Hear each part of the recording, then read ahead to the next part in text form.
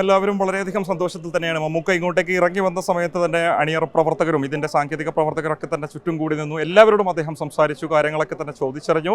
അതിനുശേഷമാണ് സമയമൊന്നും തന്നെ പാഴാക്കാതെ അദ്ദേഹത്തിൻ്റെ സ്വന്തം ഈ ക്യാരക്ടറിലേക്ക് മാറുന്നതിന് വേണ്ടി തയ്യാറെടുക്കുന്നതിന് വേണ്ടി ക്യാരവനിലോട്ട് പോയിട്ടുള്ളത്. ഈ ക്യാരവനിലുള്ളിലാണ് ആൻഡോ ജോസഫ് ഉൾപ്പെടെയുള്ള ആളുകളുള്ളത്. സ്വാഭാവികമായിട്ട് ആൻഡോ ജോസഫ് ഇങ്ങോട്ടേക്ക് ഇറങ്ങുന്ന സമയത്ത് നമുക്ക് അദ്ദേഹത്തിൻ്റെ പ്രതികരണവും പ്രതീക്ഷിക്കാം.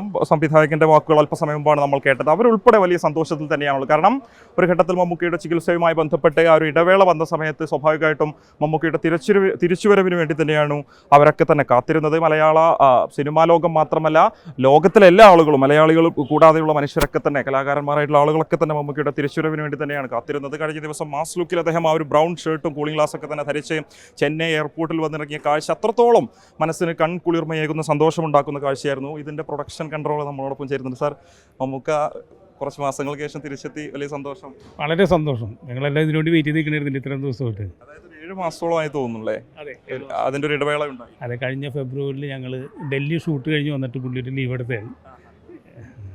നമുക്ക് എല്ലാവരോടും സംസാരിക്കുന്നുണ്ട് ഇവിടെ ഇറങ്ങിയ സമയത്ത്. അല്ല, മമ്മൂക്കും കുറേ കാലമല്ലേ ഞങ്ങളെ കണ്ടിട്ട്. കാരണം ഞങ്ങൾ ഏകദേശം ഒരു 10 ദിവസം ഒരുമിച്ചുണ്ടായിരുന്ന ആൾക്കാരല്ലേ. അതിനിടയിൽ നിന്ന് പുള്ളിക്കൊരു ഞങ്ങളെല്ലാം മിസ് ചെയ്തൊരു ഫീൽ ഉണ്ടാവുമല്ലോ സ്വാഭാവികമായിട്ടും.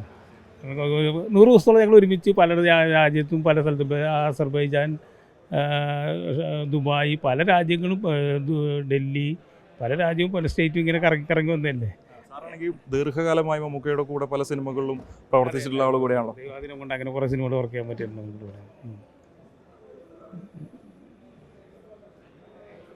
ലാലേട്ടനുള്ള കോമ്പോ സീൻസ് ഇവിടെ നമുക്ക് പ്രതീക്ഷിക്കാം. ഇവിടെ ഇല്ല, ഇനിയുള്ള കൊച്ചിയിലേ ഉള്ളൂ. കൊച്ചിയിലാണുള്ളത്. അപ്പോൾ മലയാളികൾക്ക് നേരിട്ട് തന്നെ കൊച്ചിയിൽ കുഞ്ചാക്കോബൻ ഉൾപ്പെടെയുള്ള ആളുകൾ ഹൈദരാബാദിലോട്ട്. കുഞ്ചാക്കോബനുണ്ട്, പ്രകാശ് പരിപാടി ഉണ്ട്, ഗ്രേസ് ആന്റണി ഉണ്ട്, പിന്നെ ശിവതയുണ്ട്, ശരത് സഭയുണ്ട്, കുറേ ആർട്ടിസ്റ്റുകളുണ്ട് ഇവിടെ. 6 ദിവസത്തെ ഷെഡ്യൂളാണ് ഇവിടെ ഉള്ളത്. 6-7 ദിവസത്തെ ഷെഡ്യൂളായിരിക്കും.